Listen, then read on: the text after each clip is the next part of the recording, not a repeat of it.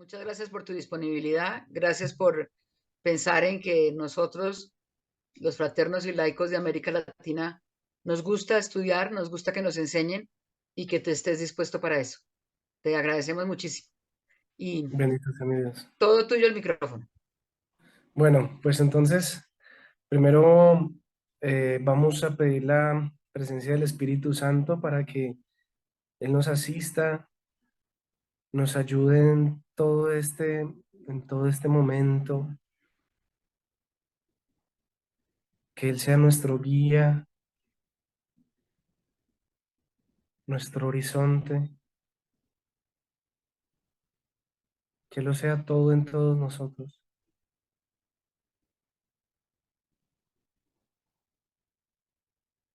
En el nombre del Padre, del Hijo, del Espíritu Santo. Amén. Espíritu Santo, ilumínanos y santifícanos.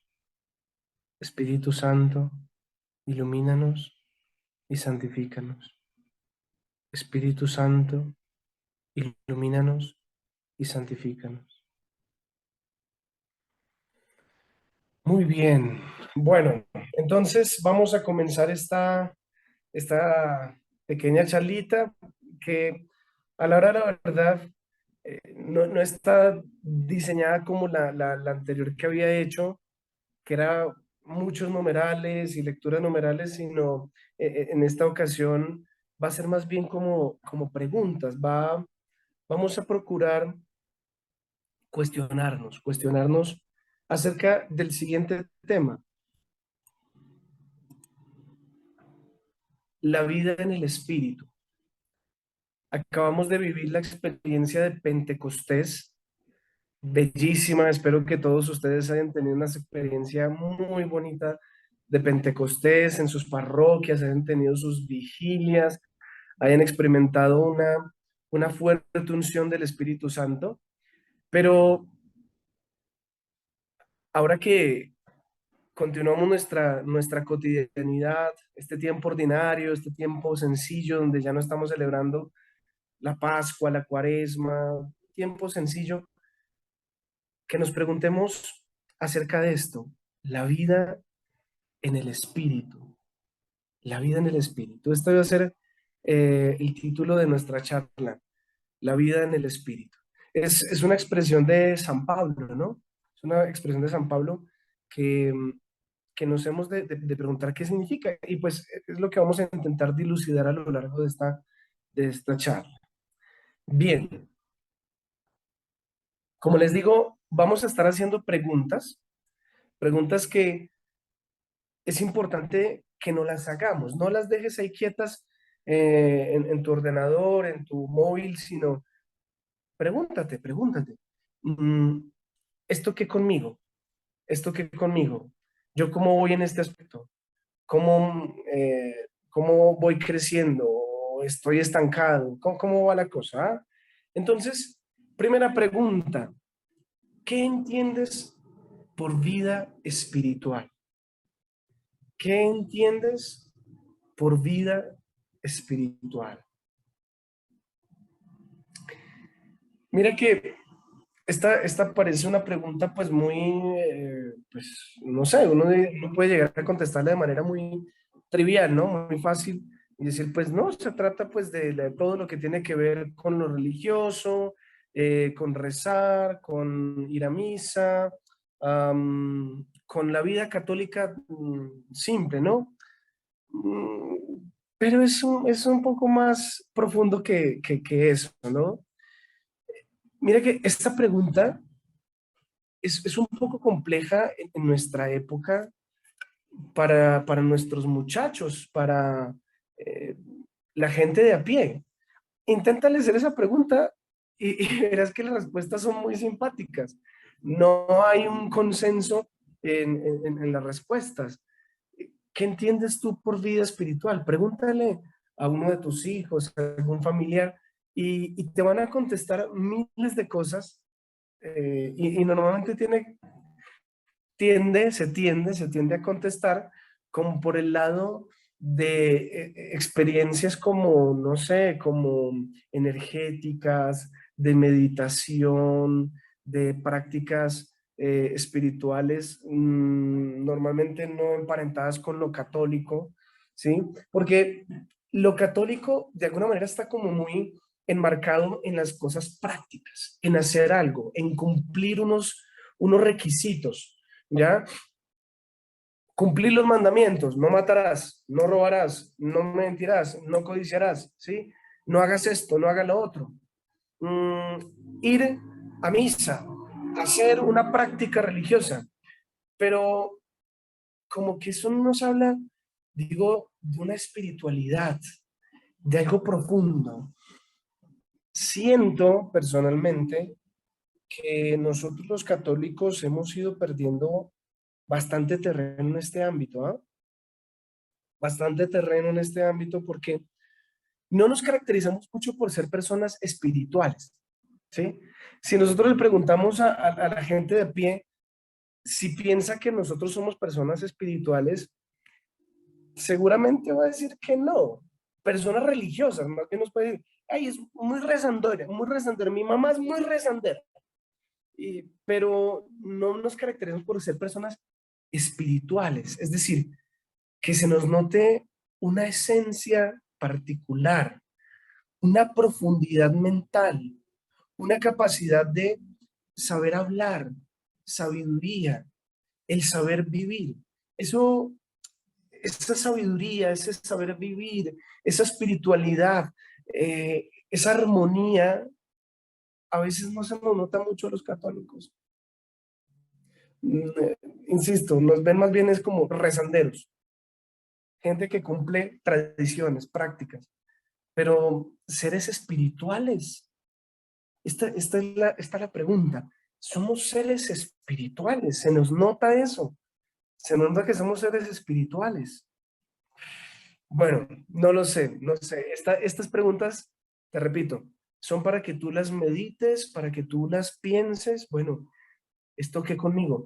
En mi casa, en mi contexto, en mi trabajo, se dan cuenta que soy una persona espiritual, que llevo una vida espiritual, o simplemente me ven como un rezandero, como una persona ahí como, eh, dicen en algunos países latinoamericanos, como que lambe mucho ladrillo, es decir, que se la pasa muy metido por ahí en la iglesia, eh, eh, lambiendo el ladrillo, ¿no?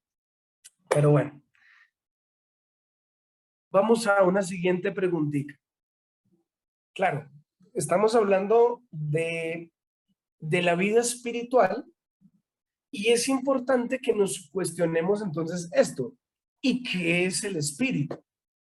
¿Qué es el espíritu?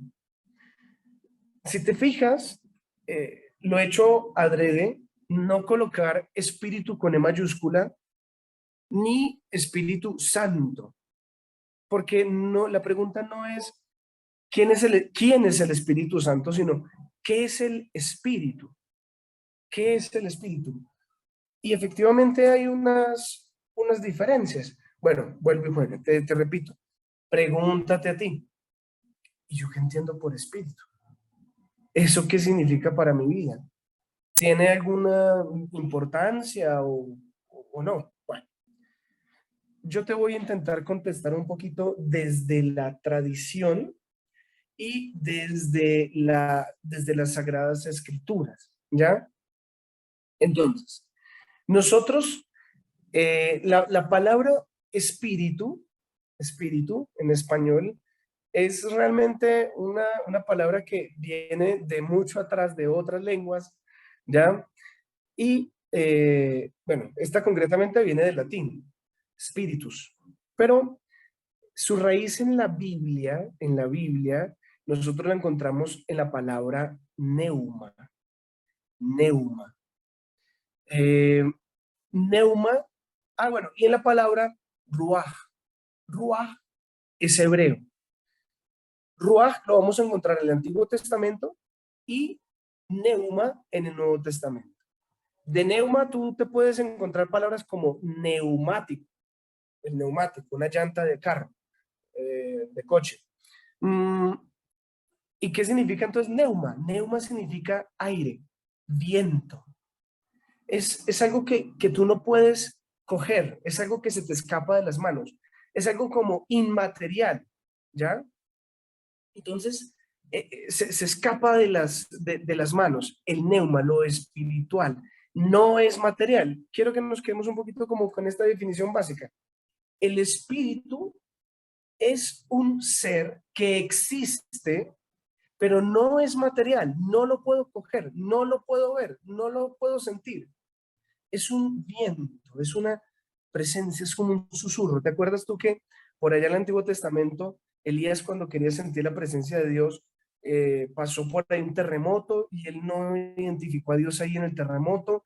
Pasó un huracán y no lo sintió en el huracán, pasó fuego y tampoco, pero cuando sintió un susurro, un vientecito que pasaba por sus mejillas, allí logró identificar que pasó el Espíritu de Dios.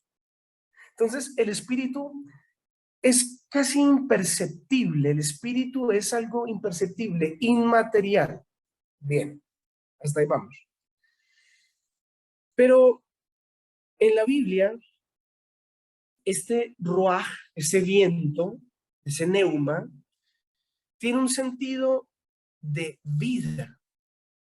Cuando el ruaj llega a algo, a unos huesos, ¿te acuerdas de este pasaje de Ezequiel donde hay unos huesos secos que están desparramados por todas partes?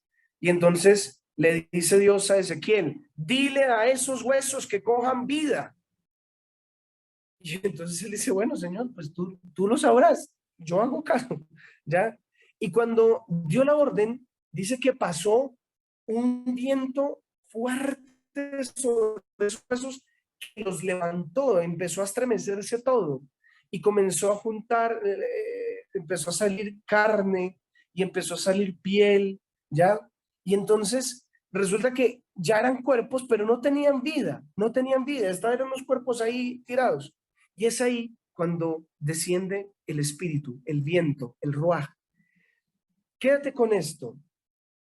Bíblicamente, el espíritu es como un viento vivificador, vivificador, da vida. Escucha esto. El espíritu da vida. Eso es lo que podemos interpretar desde las Sagradas Escrituras. El espíritu da vida. El espíritu da vida. Bien. Hasta ahí vamos bien. Bueno. Y entonces viene una pregunta, una nueva pregunta que a veces se nos confunde un poquitico. Hay un poco de confusiones ahí entre espíritu y esta otra, el alma. ¿Qué es el alma? ¿Es otro espíritu? ¿Es el mismo espíritu?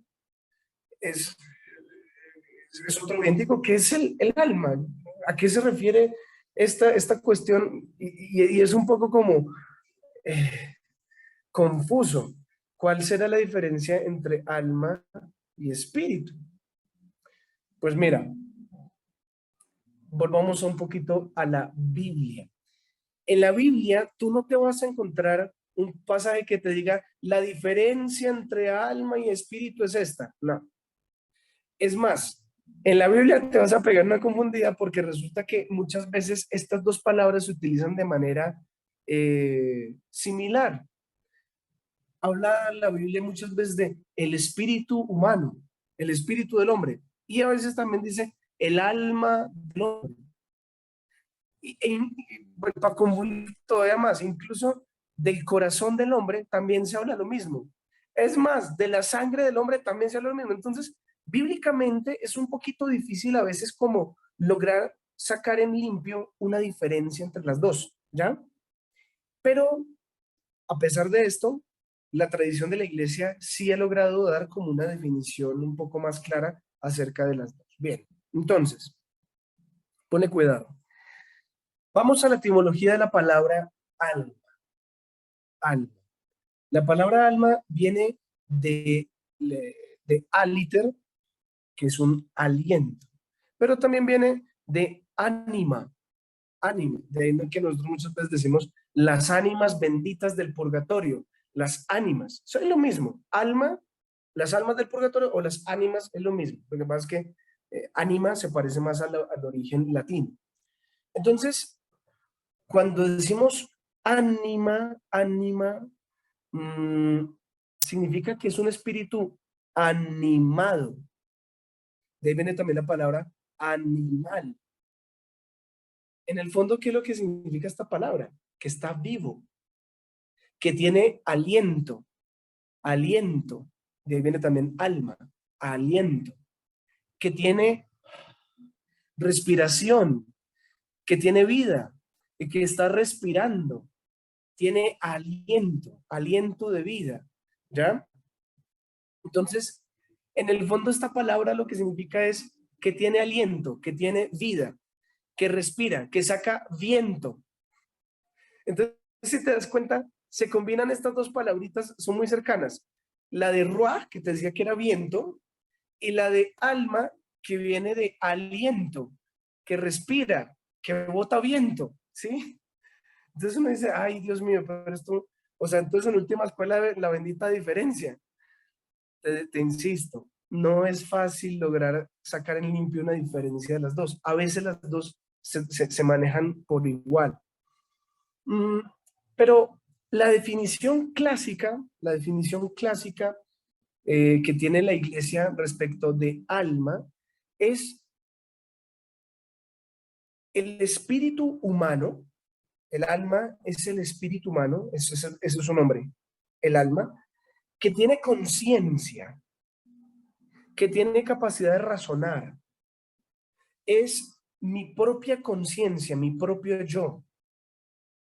Ese es el espíritu, perdón, ese es el alma. El alma es esa presencia interna que me define a mí como persona. Es mi yo íntimo. Es mi ser espiritual por dentro. Entonces, el alma es, digámoslo así, como que de alguna manera nos dice el catecismo de la iglesia, como que es la misma forma del cuerpo, pero espiritualmente. Es más, si tú alguna vez has visto o has escuchado acerca de las benditas almas del purgatorio o las ánimas en pena, la gente cuando las ve se da cuenta que tienen forma humana. Ese es el alma. Es un alma que está por ahí vagando, porque no se ha ido para el cielo, porque todavía tiene algunas cadenas aquí, es una persona que todavía no ha logrado encontrar paz. Entonces, esa almita tiene como una forma, como una figura humana, eh, pero no es material, no es material. Entonces, ya voy a intentar como dar unas definiciones muy contundentes para que ya no nos confundamos tanto, digámoslo así, para que tengamos más claridad. ¿Listo? Entonces, las definiciones son las siguientes. Alma es ese yo interno, esa conciencia, esa conciencia de mí mismo, mi propio yo interno espiritual, ¿ya?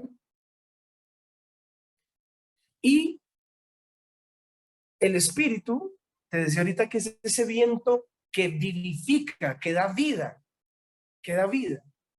Entonces, aquí podemos identificar un poquitico en el Génesis, cuando Dios crea al hombre, en el capítulo 2, versículo 7, dice que Dios cogió polvo de la tierra, hizo barro y con ello formó al hombre y sopló sobre él viento, ruaj, sopló, insufló en sus narices y este vino a ser un hombre viviente o un alma viviente.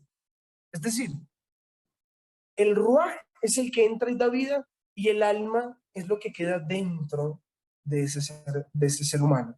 ¿Sí? Espero no confundir. Realmente esto que te estoy compartiendo no es que sea el centro de nuestra charla, simplemente quería como de pronto como que quedara un poquito más clara esta definición porque a veces nos confunde un poco. Y creo que con lo que te acabo de contestar, tampoco es que te haya quedado más claro. No sé, caramba, pero si eso era claridad, entonces, ¿qué era oscuridad?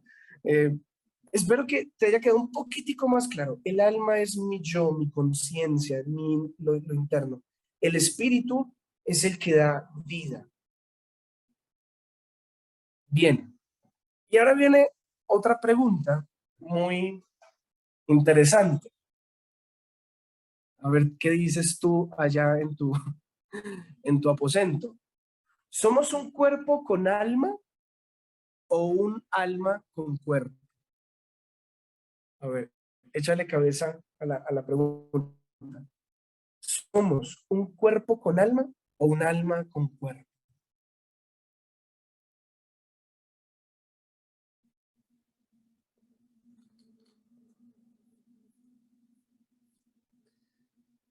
Bueno,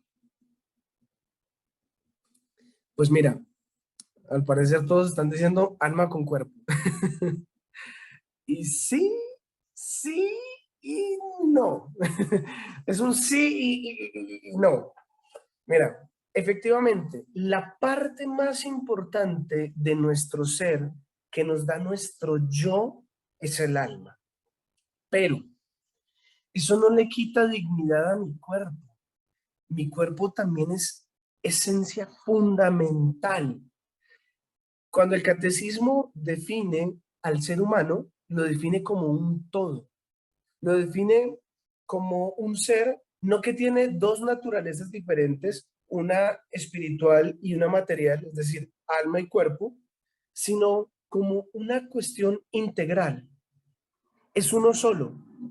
Yo soy uno con mi cuerpo, ¿sí? Yo soy uno con mi cuerpo. Es verdad que el cuerpo puede perecer y el alma puede persistir, ella puede continuar, eso sí que es verdad. Y que si, por ejemplo, a ti yo qué sé, pongámonos un poco dramáticos, tuviste un accidente, Dios no lo quiera, y perdiste una mano, pues a pesar de que esa mano quedó mochadita, igual tu alma permanece intacta. No es que se te quitó un pedazo de cuerpo y un pedazo de alma. Y entonces el alma quedó ahí metida entre esa mano que perdiste. No, no. Tu ser continúa intacto. Tu ser interior continúa intacto. Tu cuerpo posiblemente puede sufrir muchas alteraciones a lo largo de tu vida. Vas perdiendo una mano, vas perdiendo cabello, vas ganando kilos, ¿no? Es decir, el cuerpo puede ir cambiando, pero la esencia de tu alma permanece, permanece. A no ser, ojo en esto, a no ser que el alma comience a crecer o a decrecer, porque ella también cambia. Cuando tú comienzas a crecer espiritualmente, tu alma cambia. Cuando tú comienzas a vivir en el pecado, tu alma también cambia, se vuelve más oscura, comienza a perder vitalidad. Entonces, sí que el alma también cambia, ¿no? Pero no es por cambios físicos, ¿no? O sea, el hecho de que se te friegue alguna parte del cuerpo no significa que ya cambió tu alma. Bueno, entonces, sí, la respuesta de ustedes creo que es la más adecuada. Somos un alma con cuerpo, pero no hay que desconocer que somos una integralidad. Yo soy cuerpo y alma. Bien. Ahora, esta preguntita, ¿a dónde nos conduce la carne? La carne. Mm, Durante, cuando leemos los evangelios, escuchamos a Jesús, escuchamos a San Pablo, um, nos pareciera como que minusvaloran bastante el cuerpo, ¿no? O sea, como que la carne, lo carnal, como que es algo malo. Y empezamos a darle esta connotación mala, muy mala. Por ejemplo, Jesús cuando está hablando con Nicodemo acerca de volver a nacer, ¿te acuerdas? Volver a nacer de nuevo. Y entonces Nicodemo dice, pero ¿cómo carambas pretende usted que yo voy a volver a nacer? Me voy a meter en el vientre de mi mamá. Esto es un absurdo. ¿Cómo se le ocurre? Y entonces Jesús le dice, sí, tienes que volver a nacer del agua y del espíritu. Hay que volver a nacer. ¿Por qué? Porque la carne, dice Jesús, literalmente, la carne no sirve para nada. La carne no sirve para nada. Dice, uf, qué bárbaro, qué bárbaro, qué fuerte es Jesús. O sea, mi cuerpo, esto no sirve para nada. Esto debería desecharlo, yo qué sé. Y más adelante, San Pablo en sus cartas, de alguna manera también comienza a mostrarnos esa dicotomía y nos dice que el hombre viejo se deja conducir de la carne y en cambio el hombre espiritual se deja conducir de las cosas del espíritu. Entonces, nos está queriendo decir que la carne es mala, que deberíamos maltratar nuestro cuerpo. Ah, bueno, el mismo San Pablo en alguna oportunidad dice, para lograr vivir en el espíritu, he de mantener a raya mi cuerpo y por lo tanto lo castigo y lo domo, o sea, como si fuera un caballo, ¿no? Porque el cuerpo es brioso, entonces lo domo. Entonces uno dice, madre mía, o sea, nuestra fe como católicos debería ser como la de los gnósticos, que consideran la materialidad como mala. Pues no, tampoco. Tampoco se trata de eso. Mira, cuando San Pablo nos dice que no nos debemos dejar conducir de la carne, significa lo siguiente. La carne, este cuerpo en sí mismo, es algo bueno. Es algo bueno. Finalmente lo creó Dios. Lo creó Dios y dice la palabra de Dios y vio Dios que era muy bueno. Su obra es preciosa, nuestros cuerpos son preciosos. Bueno, a los ojos de Dios, quizá uno no es tan bonito a los ojos de todo el mundo, pero esta obra es maravillosa. Esto es una obra de ingeniería artística preciosa, nuestro cuerpo. Qué maravilla podernos mover, poder hacer. Es una locura el cuerpo humano, todos los procesos químicos, físicos que suceden dentro de nosotros. Es impresionante, bellísimo la obra de Dios, el cuerpo humano. Pero, pero, es innegable que desde el pecado original, el ser humano quedó con una tendencia hacia lo pecaminoso, es decir, a alejarse de Dios. Lo que hicieron nuestros padres en los orígenes fue apartarse de Dios. Y esa tendencia nos quedó a nosotros, sus hijos, bueno, sus nietos, sus bisnietos, tataranietos, lo que seamos nosotros de los orígenes, ¿no? Y si te fijas, realmente es algo muy natural. Es algo absolutamente natural y evidente. A ver, digamos lo siguiente. El ser humano tiene necesidad de descansar, ¿sí? Porque si no, entonces nos reventaríamos, o sea, no podríamos. La persona que no descansa se muere. Y el cuerpo humano es el que me indica, tengo sueño, entonces comenzamos a bostezar y comenzamos a cerrar los ojitos y yo qué sé, son reacciones naturales del cuerpo. Y bendito sea mi Dios que las tenemos. Entonces el cuerpo humano me conduce a descansar, sí, pero a él le gusta un poquitico más. Entonces, a veces descansamos o dormimos, a veces no por necesidad, sino por placer, ¿sí? Por mero placer, por mero pereciar. Entonces, pudiendo hacer muchas cosas productivas, más bien nos quedamos ahí echados en la cama y ya, ¿qué fue madre? Mañana hago eso. Entonces, fíjate cómo algo natural, que es muy bueno, ese deseo natural de descansar, se puede terminar convirtiendo en algo pecaminoso porque el ser humano le ha dado rienda suelta a ese deseo. Pongamos otro caso, comer. Bendito sea Dios que tenemos necesidad de comer. Y entonces el ser humano come, pero también gusta. Y es muy agradable comer. Bueno, un buen plato, ¿no? Y entonces cuando se deja someter, empieza el ser humano a comer sin necesidad. No tengo necesidad de comer, pero sigo comiendo. Mi cuerpo tiende al exceso. Mi cuerpo tiende muchas veces, así no tenga hambre, pero es que este postre está muy bueno. Aquí en Colombia hay esos chicharrones así de cerdo bien mantecosos. Está muy bueno. Y entonces traga y come y come, ¿no? Y bueno, en fin, tanta cosa, tanta comida deliciosa, pero que es un complique. Entonces, fíjate que por el gusto, digo, perdón, por la necesidad de comer, el ser humano muchas veces tiende hacia el exceso, hacia lo pecaminoso, a alejarse de Dios a través de estas cosas. Cuando comemos de gula, innecesariamente, pues nos alejamos de Dios. Y por último, último ejemplo, la sexualidad. Las relaciones sexuales son algo precioso. Y bendito sea mi Dios que el ser humano tiene deseos sexuales, que si no los tuviera no existiría la humanidad, no existiríamos. Pero vuelve y juega.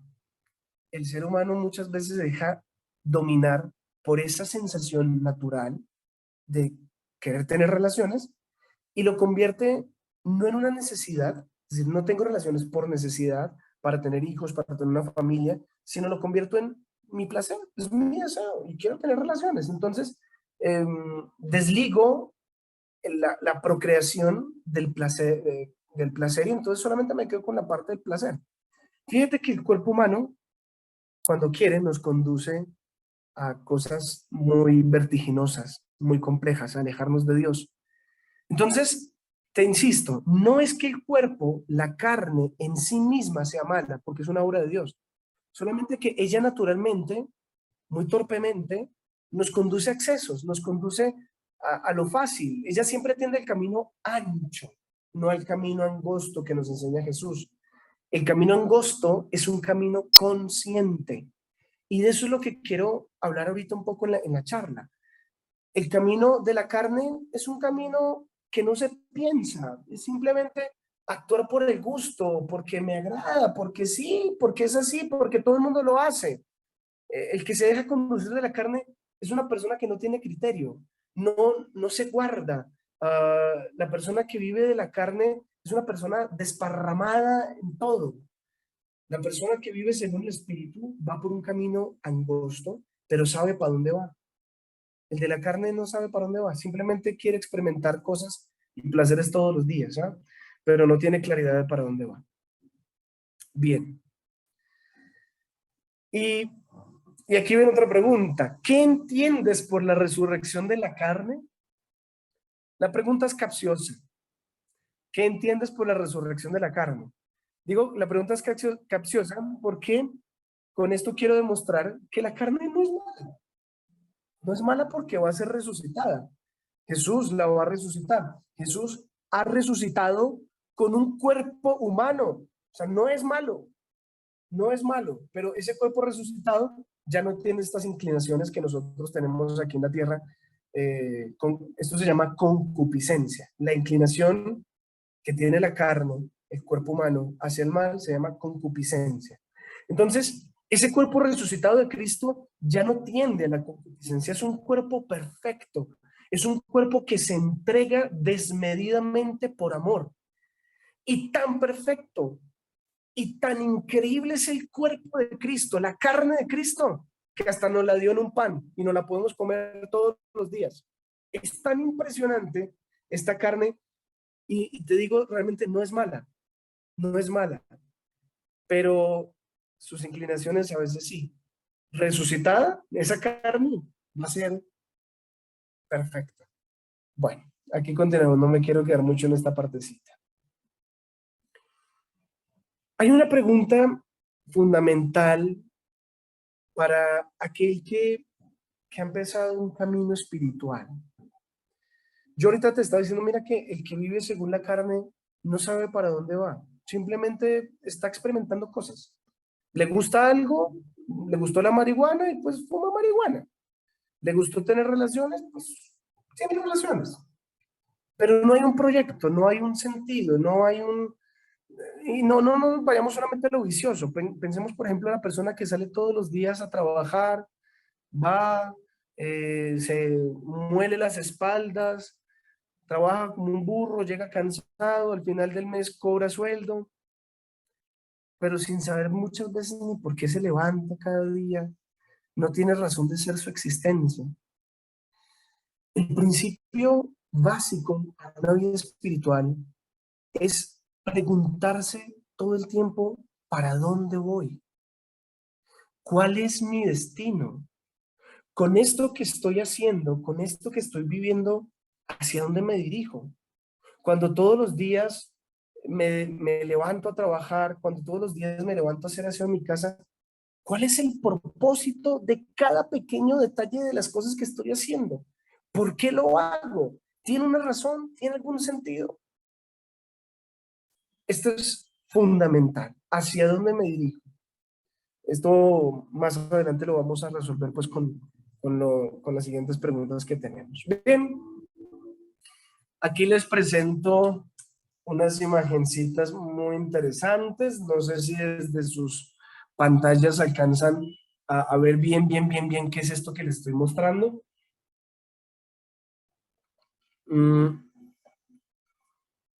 Pues mira, son portadas de libros de espiritualidad, libros de gurús, de prácticas psicológicas, de meditación, son libros de autosuperación, etcétera. Es una cantidad de textos.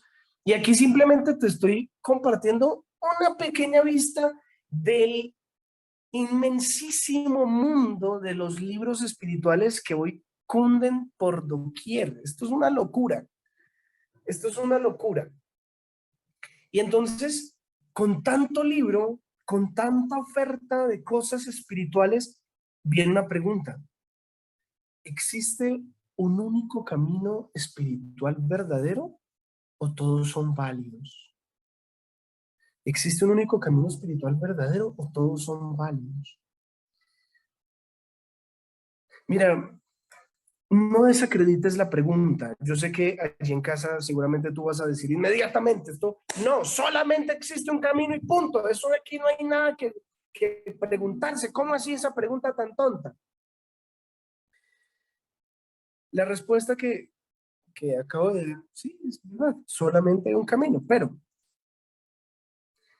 ¿a mí qué me enseña todo este fenómeno de libros, de prácticas, de cosas espirituales que estamos viendo por todas partes en nuestras familias, que ahorita las niñas están utilizando estas piedritas de cuarzo y se ponen manillas con un montón de pepas que para equilibrar las cargas energéticas y para generar una armonía interior entre los chakras y no sé qué otra cosa. Y bueno, yo soy malísimo para todos esos nombres.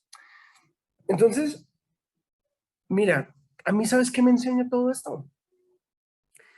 Que hay una búsqueda espiritual.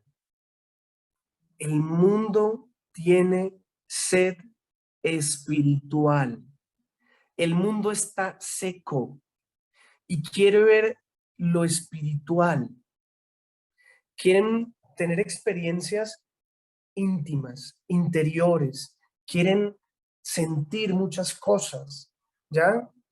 Y por eso es que realizan tanta cosa, que el yoga, que la meditación trascendental, que el salir del cuerpo, los viajes, la transmigración, no sé sino la qué, bueno, se me olvidó el nombre de esa vaina, que salen del cuerpo, los viajes astrales, el horóscopo, bueno, toda esta cosa, en el fondo a mí me da esperanza. Yo no juzgo a las personas, simplemente las cuestiono. ¿Y por qué haces esto? ¿Y para qué haces esto? Esto te ayuda. ¿Tú cómo sabes que este es el camino verdadero? ¿Cómo identificas que esto te... Pongamos un casito para que me entiendan. Mira,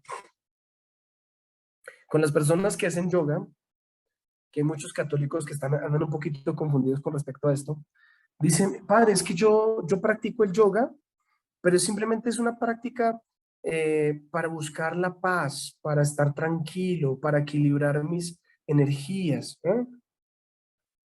Pero no, yo soy católico, yo voy a misa y yo comulgo, común y corriente, bla, bla, bla. Y, y le pregunto, ven, dime una cosa, y los resultados son evidentes, es decir, ¿eres una persona que ahora tienes paz? Y la respuesta es que no. Es decir, esto simplemente es como un placebo para ocultar unas circunstancias mucho más profundas que están viviendo.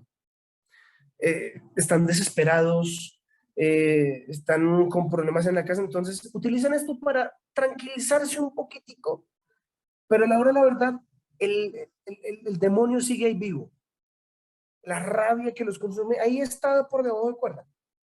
El hecho de que practiquen estas cosas no les está quitando nada, simplemente lo está ahí como pintando, pero eso sigue ahí, porque no están atacando la cosa de fondo, no están yendo al problema de fondo, se quedan en lo superfluo. Entre otras cosas que, pues a mí personalmente, mira, te cuento, yo le tengo mucho respeto a todas estas prácticas espirituales. ¿Por qué? Porque fueron suscitadas en unos contextos muy diferentes a los nuestros, en religiones muy diferentes a las nuestras, y como dice la palabra de Dios, estas son pequeñas semillas del verbo sembradas en esos territorios. Es decir, mira, cuando tú conoces un poquito más el caminar espiritual, por ejemplo, de los hinduistas, de los budistas, te das cuenta que son personas que no conocen a Cristo, porque lastimosamente nadie las ha evangelizado, pero su espiritualidad es honesta. Quiero que me entiendas esto, su espiritualidad es honesta. La práctica espiritual del yoga, porque déjame decirte, es una práctica espiritual, totalmente espiritual.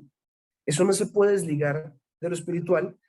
Es una práctica honesta para ellos, no para nosotros. Porque cuando nosotros empezamos a practicar ese tipo de cosas, estamos invocando espíritus que, o sea, esto abre portales, boquetes insanos.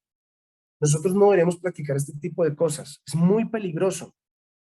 Para que me entiendas, aquí en Occidente lo que nosotros hacemos, o bueno, lo que muchas personas hacen con esta cosa del yoga y muchas cosas espirituales de allá, es como si un budista, como si un hinduista me dijera a mí que él va a rezar el rosario, pero sin pensar en María. O sea, se pone a rezar el Dios te salve María, llena eres de gracia, pero como una práctica espiritual porque le gusta y porque le trae mucha paz. Pero yo no pienso en María. Imagínate cómo desligar a María del Santo Rosario. O sea, eso no tiene sentido. Lo mismo pasa con las personas que practican yoga. El yoga es una práctica espiritual. No se puede desligar de las deidades orientales. No se puede desligar. Es más, bueno, no me voy a quedar mucho en esto porque si no, es un tema fascinante, es un tema fascinante, pero aquí cometen una estupidez haciendo el yoga absurda. Lo siguiente, cuando un hinduista practica el yoga, lo que pretende es consciente que su pensamiento, su cuerpo, le conduce a cometer muchos errores, lo engaña. Ese es el principio cristiano. Por lo tanto, tiene la práctica del yoga, que es un completo deshacimiento de mí mismo para entregarme, para hacerme uno con la deidad. Ese es el camino del yoga. O sea, casi como un desaparecerme para entregarme completamente en Dios, integrarme completamente en Dios, entrar en comunión con Dios, porque mi pensamiento y mis fuerzas son débiles, me engañan. ¿Cómo practican aquí en Occidente el yoga? Como una práctica de autocontrol. Es decir, lo que yo me estoy repitiendo todo el tiempo es que yo puedo, yo soy capaz de dominarme, yo voy a controlar mis energías, yo soy capaz. Eso no tiene nada que ver con el yoga real. Fíjate lo absurdo. Es decir, el yoga allá en la India y en todos estos países, lo que conduce es a entregarme más a Dios porque no confío en mis pequeñas fuerzas que me engañan. Y aquí lo que pretenden es que yo me convenza de que yo soy el que tiene el dominio, que yo tengo el poder, la fuerza. Es decir, es una religión del yo, es una egolatría, es esto es perverso, realmente es perversísimo. Entre otras muchas cosas que te digo que el yoga y muchas otras prácticas espirituales abren boquetes que no son sanos. Entonces, eh, para terminar de explicarte mi punto, digo, todas esas prácticas religiosas de otros países, de otras religiones, hay que respetarlas y hay que considerarlas como el camino que Dios les ha permitido en medio de su ignorancia para encontrarse con Él. Ese es el camino que ellos tienen para encontrarse con Dios en sus contextos. Y eso hay que respetarlo mucho, mucho. Esas culturas religiosas se tienen que respetar muchísimo. Te digo una cosa, mira, a mí me duele tanto, tanto ver en nuestros parques, yo no sé si esto sucede en otros países, aquí de Latinoamérica, ver en nuestros parques indígenas que realizan unas danzas típicas de su pueblo y algunas prácticas típicas de su pueblo y las hacen en el parque para que les den unas moneditas. Digo, mira, a mí eso me parece tan doloroso, tan triste, porque eso es vender el alma, eso es vender lo más íntimo. Bien porque es cultura, entonces es como, o sea, estoy presentando mi cultura como si fuera un show, para que todo el mundo se deleite y entonces yo soy como un miquito, como un chimpancé aquí para deleitar a los demás a través de mi cultura que es algo sagrado. Es decir, ese tipo de prácticas los ancestros indígenas aquí en América las realizaban de manera íntima, en su contexto, en su comunidad. Esto no era un muestrario para los turistas, esto no es para los demás, para que me den plata. Esto era algo de mi pueblo, mi raza. Eso no se tiene que vender. Y lastimosamente, esto es lo que han hecho muchos indígenas aquí en América. Bueno, descendientes de indígenas han hecho aquí en América, ¿no? Vender la cultura, vender incluso su fe, ¿no? Como si fuera un show. Y es muy triste, es muy lamentable todo ese tipo de cosas. Bien, entonces, era un poquito como lo que quería explicar aquí en este punto. Hay muchas espiritualidades ahorita a la venta. Esto es un mercado de las espiritualidades. Terrible. Un mercado de las espiritualidades. Pero te insisto en lo que te decía al principio. Creo que esto lo que demuestra es que hay una grandísima sed espiritual. Y esta agua cochina nos cae a nosotros los católicos. Sí, claro. ¿Por qué mi nieta, mi sobrino, mi primo, yo qué sé, están buscando espiritualidades por allá tan lejos? Porque es que a nosotros no se nos nota el espíritu. Con eso fue lo que empezamos la charla, te lo estaba diciendo. A los católicos, a los cristianos, no se nos está notando el espíritu. Se nos ve como personas que realizan prácticas, pero que rezamos mucho, pero no se nos ve una cuestión espiritual. No se nota el espíritu. Entonces vamos a ir adelantico para ver cómo se nos podría notar un poquitico el espíritu. Dice la pregunta, ¿qué entiendes por las palabras de Jesús? Yo soy el camino, la verdad y la vida.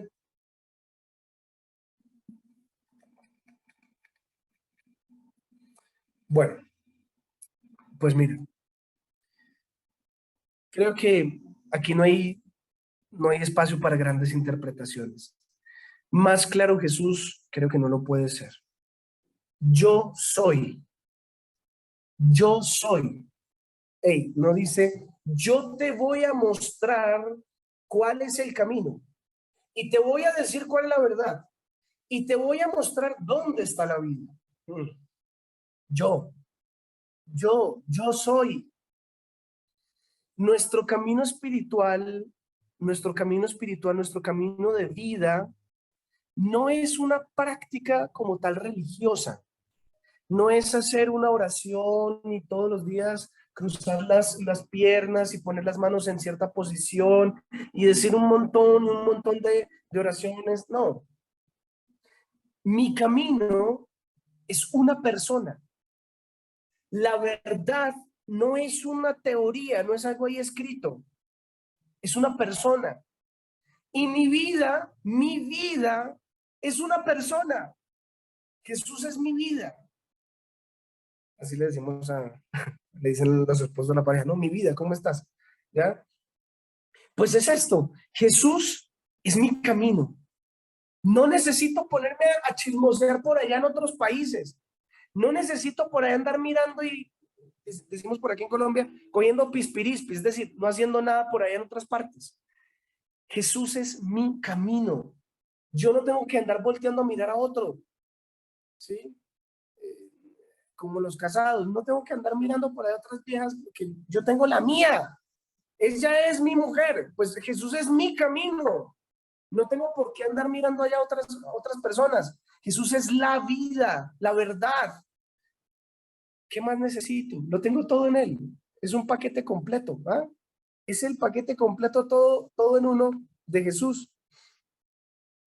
Bueno, entonces vamos a ver en qué consiste este camino rápidamente. Aquí una imagencita de Jesús con los rechazados de la sociedad, ¿ya? Con los que tenían lepra. Ahí está siempre Jesús, con estos desadaptados. Nosotros ahorita somos esos leprosos.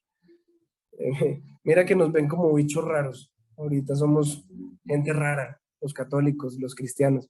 Eso somos nosotros. Todo el tiempo Jesús está con nosotros, ahí pegadito. Somos como los leprosos de la sociedad. Nadie se nos quiere acercar, nos huye. Hoy tuve una misa en la Universidad Pedagógica de Colombia, una universidad pública bastante compleja. Entré con mi hábito, con mi patineta eléctrica, porque voy por todos lados en patineta eléctrica, y me miraban así como un bicho raro, como, ¿qué hace aquí? A celebrar una misa ya muy interesante. Pero bueno, sigamos. ¿Por qué el camino de Jesús es un camino espiritual? ¿Por qué el camino de Jesús es un camino espiritual?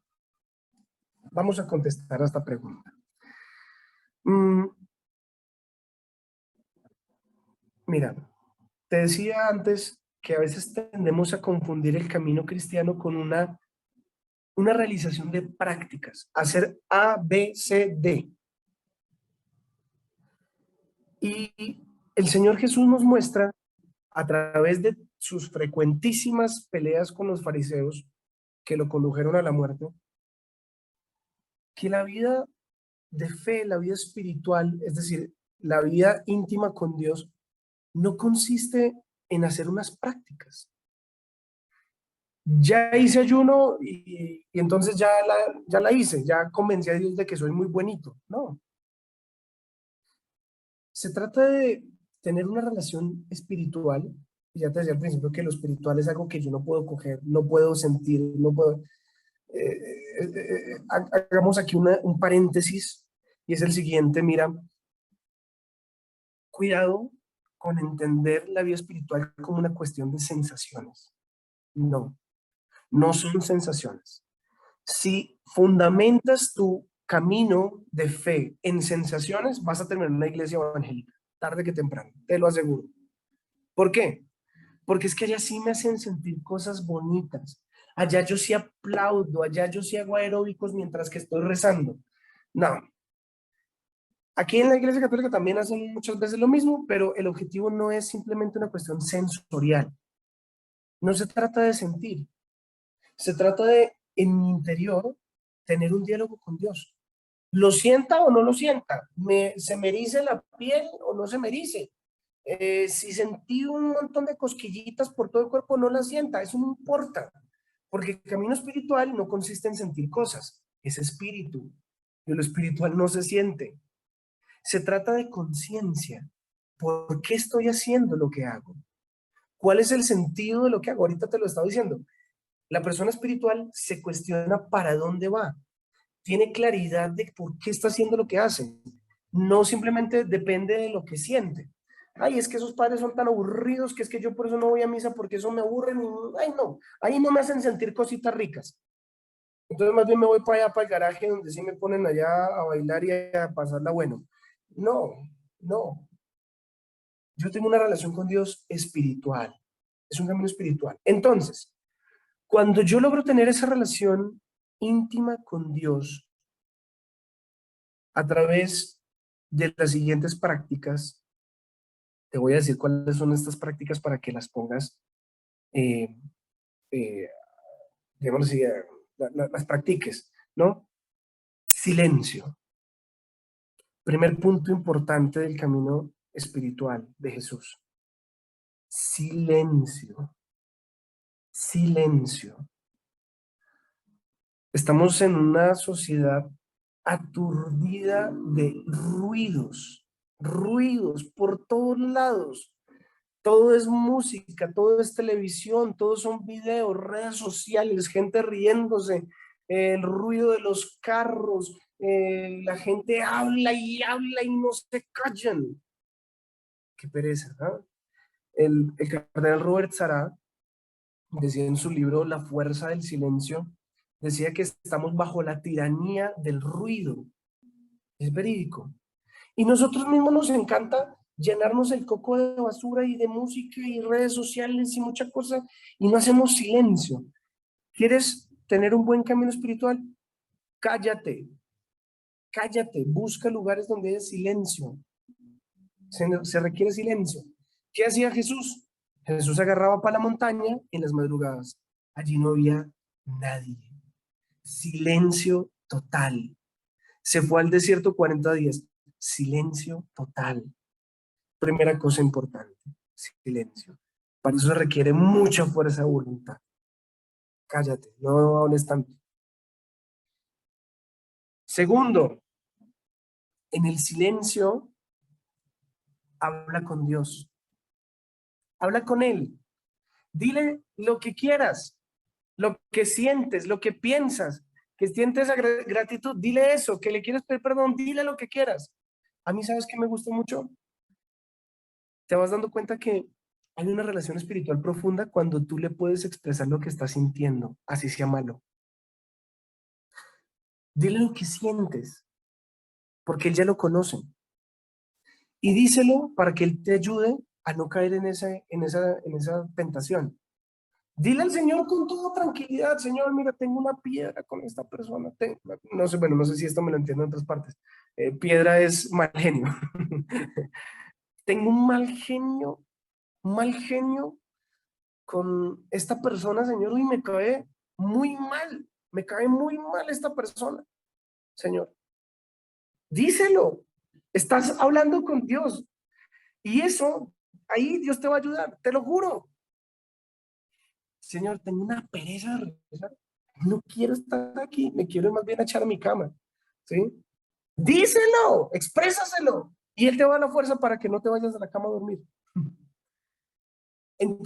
Yo lo expreso así, entre más descarado tú seas para expresarle a Dios lo que tú estás viviendo, lo que tú eres, lo que sientes, Dios más te va a ayudar, porque te va a dar la gracia para levantarte. Pero si siempre te presentas perfecto, que no tiene ningún defecto, te vas a frustrar en esa relación con Dios. Segunda cosa, entonces, habla con Él. Tercera cosa, deja que Él te hable. Deja que Él te hable. ¿Y cómo lo hace? ¿Cómo escucho a Dios? Yo siempre le pido a Dios que me hable, pero Él nunca me dice nada. Mira esto. Esto se llama palabra de Dios. Y hace más de 2000 años fue escrita. Aquí está contenido todo lo que tú quieres escuchar de Dios. No te lo tienes que inventar. A mí me dice la gente, ay, padre, es que yo escucho a Dios en el canto de los pajaritos. Pues muy bonito, eso está muy bien, está muy bien. Pero no se te olvide que Él ya también habló claritamente. No te lo inventes. No te inventes a Dios, no quieras imprimirle tu personalidad a Dios. No, deja que Él te hable tal cual como Él habla, porque Él habla fuerte. Él es tierno y misericordioso, pero también exige, habla fuerte. Entonces, no te lo inventes. Deja que Él te hable. Lee los evangelios, especialmente los evangelios, y deja que Jesús te hable al oído. Si no, si no escuchas a Jesús en la palabra de Dios, olvídate. nunca vas a ser una persona espiritual porque nunca vas a entender o sea, cuál es el camino. ¿Cómo vas a decir que Jesús es tu camino, tu maestro, si no lo conoces? Entonces, estos son los tres pilares fundamentales de la vida espiritual católica cristiana. Silencio, habla con Dios, oración, y deja que Dios te hable. Lee la palabra de Dios. Si tienes disciplina, para esto se requiere esa palabrita, no se te olvide. Disciplina, disciplina. Si tienes prácticas disciplinadas todos los días, sacas una hora todos los días para estar en silencio en la mañana y quizás, si puedes, una hora de silencio en la noche. Oh, mira, en ese silencio hablas con Dios y te dejas hablar de Dios, escuchas a Dios. Mira, tu camino espiritual va a crecer increíblemente. Te conviertes en una persona espiritual. Se te va a notar en tu forma de ser, en tu rostro, en tu sonrisa, se te va a notar en tus gestos, en tus palabras, porque eres una persona sabia, porque das buenos consejos, porque sabes escuchar más que hablar, sabes escuchar bastante, porque comprendes, porque eres como Dios misericordioso, porque ayudas. Es decir, fíjate que el camino espiritual de Jesús me va a conducir a un camino práctico. El camino de Jesús es un camino espiritual, sí, pero me conduce a la práctica. Por eso decía el apóstol Santiago, muéstrame tu fe sin obras, que yo por mis obras te voy a mostrar mi fe. Es decir, mis obras es la consecuencia, el resultado de una vida espiritual. Mis obras, grábate esto, las obras que yo hago son el resultado, la consecuencia de mi vida espiritual.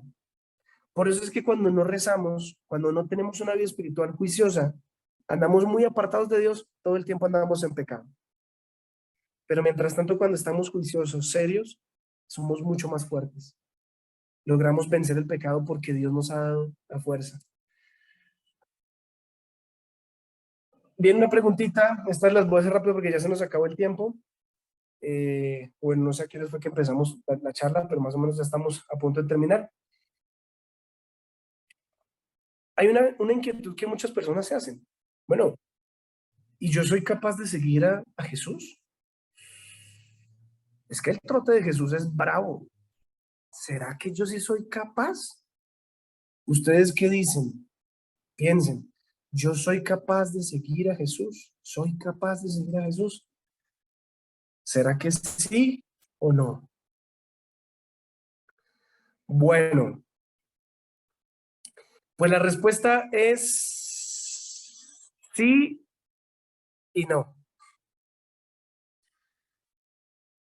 Cuando, mira, los apóstoles tuvieron al mejor de los maestros, el más duro de los duros. Imagínate, 3 años en la escuela de Jesús. ¡Qué barbaridad! 3 años caminando para arriba y para abajo con Jesús. Y a la hora de la verdad, cuando ya se requería que dieran testimonio, que fueran fuertes y que, mejor dicho, la sacaran del estadio, Pedro dijo, Señor, voy a ser capaz de seguirte y de dar mi vida por ti hasta la muerte. ¿Ah? Y así todos los demás. Y cuando a Jesús lo apresaron, resulta que no salió ninguno. Todos salieron con un chorro de babas. Cobardes, miedosos. Ninguno fue capaz. Entonces a la pregunta, ¿será que sí somos capaces de seguir a Jesús? Pues la respuesta es que humanamente podríamos llegar a dar unos pasitos, pero definitivamente, solo fueron capaces de seguir al Maestro y ser otros Cristos cuando se inundaron del Espíritu Santo. no es otra cosa. ¿Qué se requiere para llenarme del Espíritu Santo? Humildad. Tienes que reconocerte ante Dios humilde, pequeñito. ¿Te acuerdas del diálogo que tuvieron después Jesús y Pedro? Ese Pedro que había sido orgulloso, que había sacado del pecho. Le pregunta a Jesús, Pedro, ¿me amas? ¿Me amas más que todos estos? Y Pedro le contesta, Señor, yo te quiero. No es capaz de decirle, yo te amo, sí, estoy dispuesto a dar mi vida por ti. No, porque Pedro ya captó. "Mm, no soy tan capaz, me cuesta mucho seguirte. Yo te quiero, Señor, tú lo sabes todo, yo te quiero. Esas respuestas en griego están claras. Jesús pregunta, ¿me agapasme? ¿Me amas? Y Pedro contesta en griego, ego te filo, yo te quiero. Ya Pedro es más pequeñito, es más humilde. Sí, Señor, tú sabes, tú lo sabes todo, tú sabes que te quiero. Pero me da miedo decirte que te amo porque a lo mejor no voy a ser capaz, no soy capaz de seguirte, Señor. Y es humildad que los hizo ponerse en oración con María Santísima, que ya sí que sabía cómo hacerlo, pedir el Espíritu Santo, hizo que estos hombres se inundaran del Espíritu Santo 50 días después de la resurrección del Señor. Entonces, mis queridos, a la pregunta de si somos capaces de seguir a Jesús, sí, pero inundados del Espíritu Santo. Tú solito nunca, nunca, escúchame bien, te lo firmo donde quieras, nunca vas a ser capaz de seguir al maestro porque no tiene la fuerza del maestro. El maestro tenía el Espíritu Santo. Ahora, si tú quieres ser otro Cristo aquí en la tierra, quieres darlo todo como Madre Teresa de Calcuta, como San Agustín, como los santos, como Jesús, tienes que ser humilde, agachar la cabecita y decir, Señor, ¿cuánto te necesito? ¿Cuánto te necesito? Haz una pequeña ejaculatoria todo el tiempo. Dile eso, Señor, te necesito. Señor, te necesito. Yo aquí te estoy abriendo mi corazón. Esa es mi ejaculatoria preferida. Todo el tiempo yo le estoy diciendo eso a Dios. Señor, te necesito. Señor, te necesito. Estoy confesando a una persona. Señor, te necesito. Estoy haciendo la misa. Señor, te necesito. Todo el tiempo. Porque es real. Lo necesito. Yo sin Él no soy nada.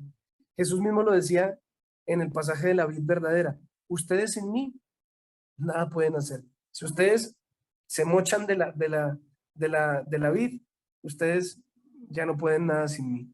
Entonces vamos a buscar a Jesús, todos juntos, vamos a ir a Él porque Él es el que nos da su espíritu y solamente en Él podemos encontrar. Creo que faltan otras preguntitas, pero ya creo que se nos acabó el tiempo. Las presento. ¿Cómo actúa el Espíritu Santo en la persona? Bueno, con toda su potencia, es un poquito lo que estamos ahorita diciendo.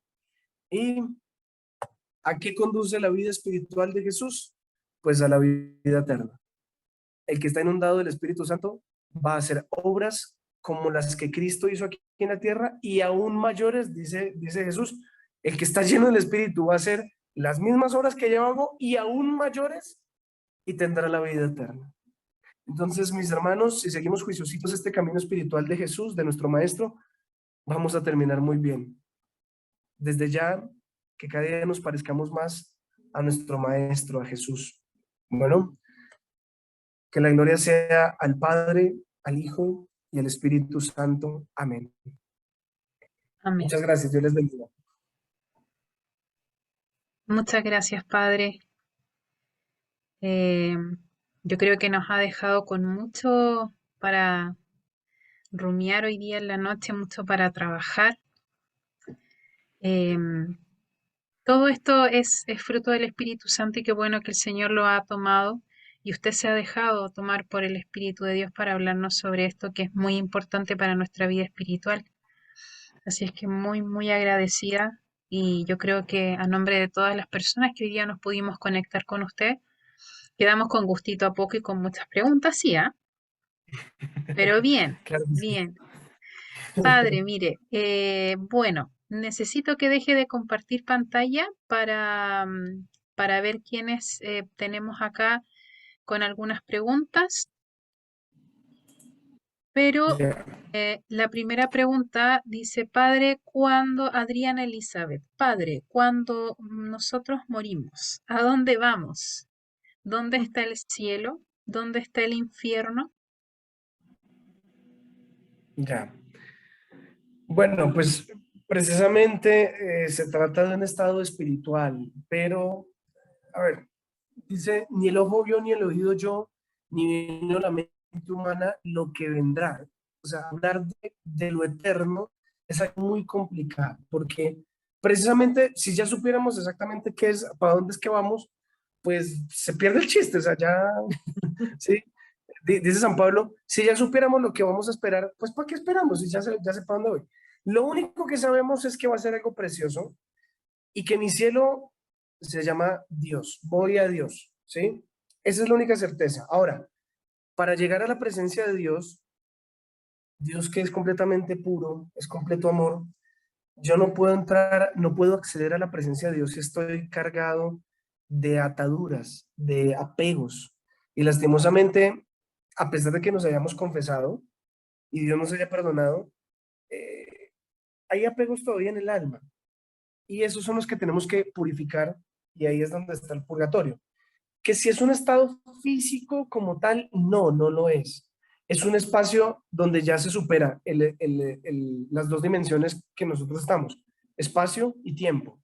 Allí no existe eso, pero hay unas correlaciones para que nosotros de pronto podamos entender ese estado. A ver, ustedes han escuchado, si tú haces esta práctica te va a dar una indulgencia plenaria por 50 años.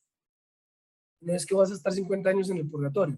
Es una correlación con nuestro tiempo porque es muy difícil entender lo eterno sin darle algo que podamos entender. Por ejemplo, nosotros decimos Dios es Padre. Pues Dios no es que sea un papá como nosotros lo entendemos, sino es una manera de entenderlo porque pues se escapa de nuestro conocimiento, ¿no?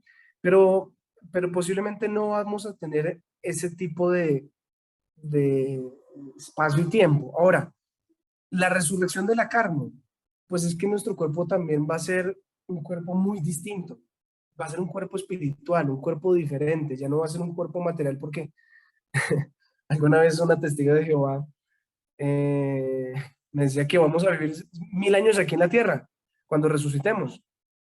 Y yo le dije, bueno, ¿y para qué vamos a estar aquí en la tierra? No, pues porque vamos a cultivar, y vamos a consentir a los leones, y vamos a todo esto, ¿no? Lo que aparecen en las imágenes de la revista Atalaya y todo esto. Yo le decía, pero si ya tengo un cuerpo resucitado, ¿yo para qué me voy a poner a cultivar acelgas y zanahorias si ya no necesito eso? O sea, no tendría sentido alimentar un cuerpo perfecto, no tiene sentido. Entonces, no va a ser una cuestión material, no va a ser una cuestión física, va a ser algo mucho más eterno. Muchas gracias, Muy bien. Padre. Para las personas que están conectados, tenemos estos minutos para poder hacer preguntas. Pueden levantar su mano o escribirla en el chat de nuestro encuentro de hoy. Y como sugerencia, Padre, sí, han escrito que cuando usted tenga la exposición de la Eucaristía, si pudiera transmitirlo. Vale. Pues Por sí, voy a preguntar favor, si se te puede. lo pedimos de nuevo, porfa. Si ahora fue escrito. Lo estoy buscando donde recién lo leí. Aquí, Paola Vargas dice, ojalá que el del viernes se pueda transmitir sobre la Eucaristía. Dios lo bendiga. Vale. Este de la Eucaristía, pues como están diciendo, es una charla que voy a dar aquí en mi parroquia para algunos laicos que, pues, de aquí de la parroquia. No hemos dialogado si se va a transmitir o qué, aunque creo que aquí está Viviana Vaquero también entre los participantes. No sé si me puede dar información acerca de si va a haber transmisión. Es que ella me dijo que iba a ser como un póster de la charla, pero no sé. Viviana de Viviana, Vaqueros, pues, padre. sí, padre. Disculpe, Viviana de Sí, está Vaqueros contestando dice, que sí, ya padre. está autorizada la transmisión, se transmitirá por Zoom. La charla va a ser a las 7 de la noche, hora colombiana, es decir, una horita antes de esta que estamos viendo, el viernes. Ujú. Cualquier cosa, la persona que quiera participar, con mucho gusto. Pues si No, Viviana padre, si Viviana nos puede hacer el favor de enviarnos la información, nosotros mismos nos haremos también el encargo de hacerla llegar a todos los chats de América Latina para que también lo podamos perfecto, escuchar, padre. perfecto, Gracias. listo. Pero pues yo no sé para qué, pues ya, ustedes ya saben más de la Eucaristía que yo, entonces para qué. Pues para recordar un poquito, ¿no? Un poquito, sí, nada. Bueno, muy bien. Padre, Entonces, con el Guadalupe, favor de Dios. sí, Guadalupe Ujú. dice, cuando una persona muere, acostumbramos decir descanse en paz su alma. ¿Y qué pasa entonces con el espíritu de la persona que muere? Ya, buena, buena pregunta. No sé si estuviste al principio de la charla que hacía un poquito la distinción entre las dos cosas, ¿no? Que el alma es nuestra parte consciente, mi yo, esa parte inmaterial, ¿no? El espíritu es ese chispazo de vida, es fuerza de vida, y ya el alma no lo pierde, lo pierde el cuerpo. O sea, el cuerpo muere porque ha perdido el espíritu, exhala el espíritu de vida, pero el alma no muere. Por lo tanto, no es que sean dos, no son dos, es uno solo, ¿ya? El alma tiene el espíritu de vida, el alma está viva. Entonces, es una sola cosa allí, no son dos, ¿sí? No hay que hacer esa distinción ahí como esa dicotomía, que como si fueran diferentes. Eso nos lo explica el catecismo de la Iglesia Católica. A ver si me lo permites, te lo leo directamente porque lo tengo aquí. Ay, no, precisamente cerré esa página.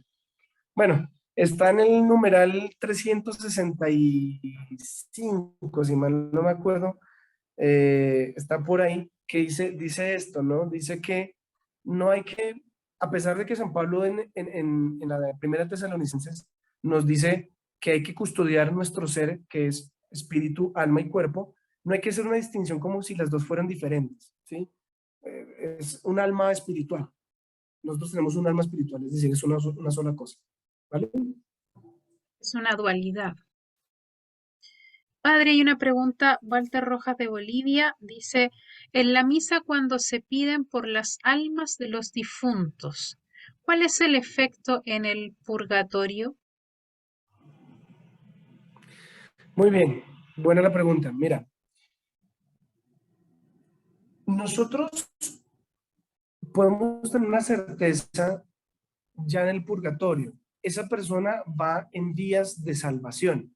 Esa persona se salvó, ya se salvó. Desde que uno vea, si tú ves un pariente que por ahí te está asustando y te está botando libros en la casa o alguna cosa así, te cierra la puerta, esa persona está purgando, seguramente está en uno de los niveles más básicos del purgatorio, porque está haciendo eso, o sea, hay una conexión muy fuerte con el mundo. Y entonces, esta persona ya se salvó, ¿sí? Está salvada y va para el cielo. Ahora, esa persona tiene que purificar algunas cosas para poder entrar en el cielo. Si tiene muchos apegos hacia lo material, hacia alguna persona, algo, no sé, lo que sea, ella tiene que purificar eso en el purgatorio, ¿ya? Pero la única manera para que ella avance, es que nosotros también le ayudemos. Ella va a hacer su proceso, pero nosotros le podemos ayudar con la Eucaristía. ¿Qué efecto tiene? Por eso es que es el efecto más grande de todos, porque la Eucaristía es la renovación del sacrificio de Cristo en la cruz. Es decir, es el acto salvador por excelencia. La cruz de Cristo, el sacrificio de Cristo, nosotros lo celebramos en la Eucaristía. Por lo tanto, cuando ofrecemos una Eucaristía por una persona, Magolita, que se murió hace unos días, pues lo que estoy haciendo es, le estoy diciendo a Dios Padre, oye Padre, te entrego a tu Hijo Jesucristo en cambio de Magolita, ¿sí? Es muchas veces un poquito como un ejercicio como medio mercantil con Dios. Un trueque. Te entrego a tu hijo para que recibas a Magolita, ¿ya? Entonces, claro, totalmente tiene un efecto brutal. Lo que pasa es que Magolita, mientras tenga que seguir purificando algo en el purgatorio, pues no va a terminar de salir. Pero claro que la apoya. Además que, ¿sabes qué es lo que más purifica un alma en el purgatorio? El amor. Ver que los seres queridos en la tierra están orando por ella, están ofreciendo por ella, no te imaginas el bálsamo de suavidad que están sintiendo las almas al ver que, a pesar de que muchas veces fueron cafres, fueron bien miércoles, miércoles es una palabra muy colombiana, bien sobados, hay alguien que me ama y está orando por mí. Oh, mira, eso los purifica de una manera. ¿Tú qué crees que fue lo que más purificó al hijo pródigo cuando llegó a su padre misericordioso? Ver a su papá que lo amaba con intensidad a pesar de que él había sido un desgraciado. Eso es lo que más lo purificó, el amor. Entonces, total, tiene mucho efecto. O sea, ofrezcan todas las mesas que quieran y oren mucho por sus seres queridos, especialmente los que fueron bien malitos con Ellos. ustedes. Es un deber también, ¿no? Es un deber de Sí, parte de nosotros los católicos orar por nuestros difuntos. es una obra de misericordia Ujú. totalmente. Sí, sí, sí. Muy Y bien. la última pregunta que queda acá en el chat, no sé si le va a dar el tiempo un poco, pero dice, ¿qué es la conciencia? ¿Allí escuchamos a Dios? Bueno, es que sí, como bien lo acabas de decir, es un tema larguísimo, pero la cuestión de la conciencia se entiende más en el ámbito de la teología moral. Es decir, nosotros tenemos la conciencia, viene la palabra conoscere, que es conocimiento, es conocer, ¿no? Y hace referencia como a conocer lo que es bueno y conocer lo que es malo. Entonces, dentro de nosotros hay una conciencia que nos indica qué es bueno, qué es malo. A veces está errada porque puede decirnos que esto es bueno cuando es malo y puede decirnos que esto es malo cuando es bueno, ¿no? Entonces, la conciencia tiene que formar, ¿no? Yo ahorita decía que el alma es nuestra parte consciente. Aquí no hago referencia a la conciencia de que si esto es bueno o esto es malo en la parte moral, sino hago referencia a la conciencia de mí mismo, mi ser, mi yo, lo que soy yo como persona.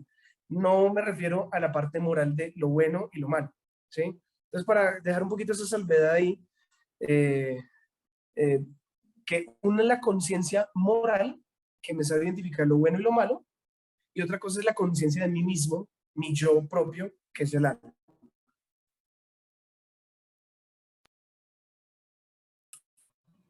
Muy Muy bien. Eh, hay una pregunta de Marta. Estamos solicitando activar el audio. Padre, muy buenas noches. Realmente es Jorge Antonio que le va a hacer la pregunta. ¿Qué más, Padre Jorge? Felipe, muy buenas noches. Buenas noches, Jorge, ¿qué más? Bien, muchas gracias, Padre. Primero que todo, muchas gracias por esta conferencia, por esta charla. Nos pareció excelente a mi hermana, a mi esposa y a mí. Yo tengo una pregunta.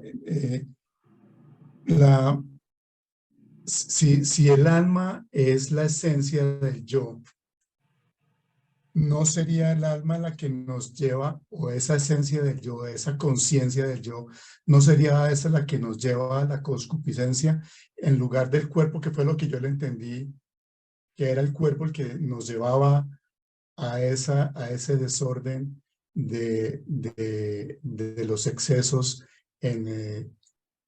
pero pienso que, o sea, de pronto me aclare su merced, si es más esa conciencia del yo la que nos llevaría ya más allá del cuerpo.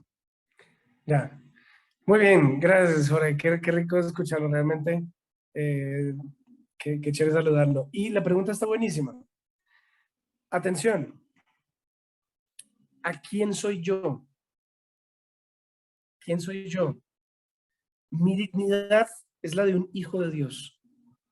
Soy hijo de Dios, soy una criatura bellísima, soy imagen de Dios, soy príncipe de Dios, soy amado de Dios. ¿Quién soy yo? Yo no soy un cafre pecador. Eso es lo que yo he terminado haciendo, pero ese no soy yo. ¿Sí? ¿por qué, por qué el hijo pródigo cuando volvió a los brazos de su padre, le dijo, ya no merezco llamarme hijo tuyo por el pecado que he cometido, trátame como un jornalero? ¿Y qué hizo su padre? Lo trató como su hijo. Entonces, ¿quién soy yo? Yo soy un ser hermoso, precioso. Y tú tienes que estar completamente orgulloso, furiosamente orgulloso de ti mismo y de lo que tú eres en esencia. Ojo, en esencia, no lo que estás haciendo quizá. Entonces, esa alma en realidad es muy preciosa. Nuestra alma es hermosa. Es lo más hermoso que existe. Pero mi cuerpo es el que me conduce por su propia debilidad a cometer errores. Por lo tanto, mis pecados no soy yo. Mis pecados me manchan, pero no soy yo. Entonces, hay que dejar clarita esa salvedad. Yo no me puedo identificar con mi pecado. Por eso es que incluso Dios hasta ni siquiera me juzga y yo tampoco tengo el derecho a juzgar a nadie. Por más de que alguien robe, yo no soy quien para juzgarle y decirle, usted es un ladrón. No, usted robó. Y yo a usted lo amo como pecador, ¿qué es? Pero a su pecado sí lo detesto. ¿Ya? Entonces son dos cosas muy diferentes, son dos cosas muy diferentes. La esencia de lo que yo soy es preciosa y esa es mi alma. Solamente que ya tengo tantos pecados que tengo un caparazón que a veces como que no me permite contemplarla en su belleza absoluta, porque el pecado lo que hace es empezar a taparnos. ¿Te acuerdas lo que pasó con Adán y Eva? Eran desnudos, eran diáfanos, auténticos, y cuando comienza el pecado se comienzan a colocar máscaras. Un pequeño datico ahí, esto es un datazo ahí, de trivia. En hebreo, nosotros, pues obviamente, bueno, no sé si aquí hay alguien de hebreo, el texto de la serpiente es un texto precioso, es increíble.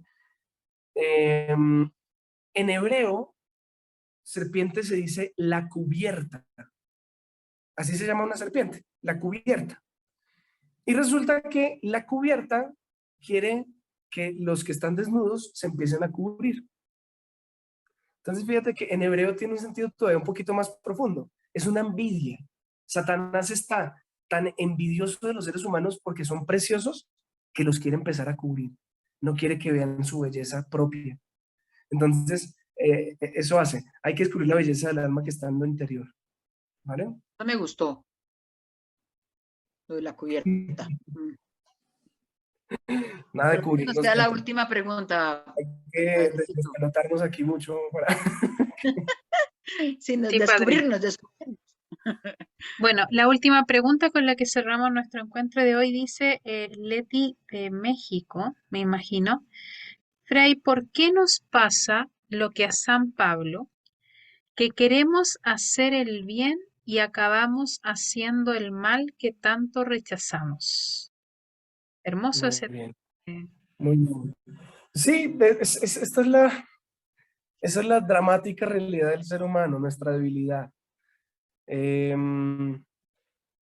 Esa debilidad, como decía, Jesús tiene una frase explícita. La carne es débil. Si esta frasecita yo la tuviera todo el tiempo aquí metidita en mi cabeza, me ahorraría tantos dolores de cabeza.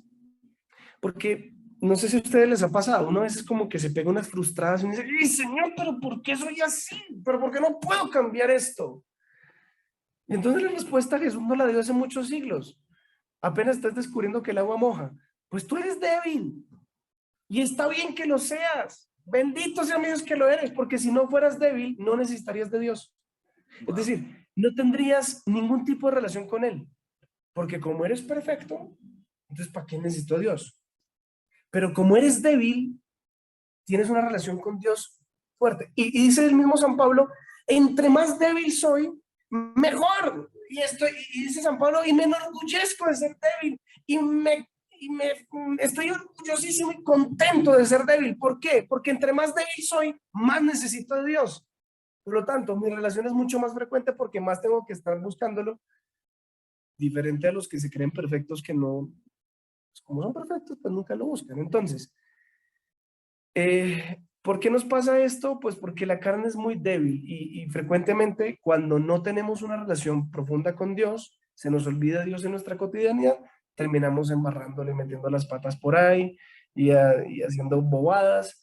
Entonces, eso es lo que dice San Pablo. San Pablo, a pesar de que es un santo, también tuvo que crecer. O sea, no imaginemos que los santos empezaron a ser santos desde el primer momento y que apenas Jesús tumbó a Pablo camino a Damasco, ya Pablo entonces empezó a ser el santo más santo de todos, ¿no?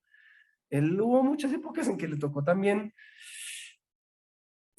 sufrir y buscaba a Dios porque es que sin Él no podemos hacer nada. Entonces, es eso, esa expresión que a todos nos pasa. Yo quisiera hacer el bien, pero soy tan débil, soy tan tonto. Pero bueno, busca a Dios y verás que Él te va a salvar, que Él sea nuestro Salvador. Bueno, Muchas muy gracias, bien. Padre. Sí, nos quedamos con su... Mire, están pidiendo por interno más talleres formativos, así que, Padre, yo creo que debería ser un itinerario de Estoy Zoom, pensando, lo vamos eso, un cuadrando. itinerario de Zoom. Yo creo que todos los que estamos acá estamos súper interesados en seguir formándonos en estas cosas, que se hablen claras, con los nombres que deben ser, sin disfrazar ciertos Claro. conceptos, ciertas cosas que muchas veces en nuestra pastoral habitual no se trabajan, no se dicen con el nombre real. Así es que queda las puertas abiertas, Padre, ventanas, puertas, la invitación, todo para cuando usted quiera compartirnos algún otro tema, como ha salido, como ha profundizado el día de hoy. ¿Algunas palabras, Padre, o nos da la bendición y ya retornamos a nuestra Unas noche? palabritas ahí. Pues muchas gracias por la invitación. Realmente a mí me encanta hacer esto. Pues es decir, nací para esto, nací Y a para nosotros escucharte, imagínate. evangelizar y yo digo, bueno, bendito sea mi Dios. Él es tan bueno con nosotros, conmigo, que soy tan pecador. Y bueno, a mí me encanta esto, créanme, se los juro que esto me encanta. En estos días yo ya voy a salir a mis vacaciones, voy a estar con mi familia, entonces de pronto voy a estar en mil cosas, por ahí en la playa, entonces no creo que... Pero no, cuando llegues, el Zoom sigue funcionando. en playa, en Bermudas y dando la charla, entonces no creo. Y después cuando llegue, pues para los que de pronto no, bueno, sí, no creo que sepan, a mí mi comunidad aquí en Colombia me ha pedido que vaya a estudiar a Roma. Entonces apenas llegué a mis vacaciones, salgo para Roma, entonces ya el cambio horario sí va a ser un poco difícil, ¿no? Pues porque al menos aquí en el continente es más fácil, pero allá, bueno, me Mira, tocaría una charlita fuera de las yo 4 de te la hago mañana. una propuesta solo para que la pienses. Los sábados, por ejemplo, o que sea uno al mes, nos pueda regalar una hora para las 3 de la tarde, hora tuya, que serían como las 3, 2, 1, 12, 11, 10, 9, como las 9 de la mañana, hora de casi todos los lugares en América Latina. Entonces, para que además Ahí practiques el vamos mirando, español, porque cuadrando. si parla tu giorno en italiano, se te olvida el español. No. Bueno, ahí te lo Ahora no. dejamos pensado. Entonces, sí, Y nos exactamente. O sea, cuentas. yo lo dejo así, pero para que ustedes también me entiendan un poquito. Y nada, me encomiendo también a sus oraciones. Les pido que oren mucho por mí, para que el Señor me dé la gracia de poder hacer unos buenos estudios allá en Roma. Voy a empezar a estudiar Sagradas Escrituras, precisamente. Entonces, les agradezco mucho su oración. Bueno, Sí, señor. el Señor esté con ustedes. Y Con con tu tu espíritu. espíritu. Y la bendición de Dios Todopoderoso, Padre, Hijo y Espíritu Santo, descienda sobre ustedes y les acompañe siempre. Que el Espíritu Santo los inunde. Dios les bendiga. Chao, chao. Gracias, Muchas gracias, Padrecito. Padre.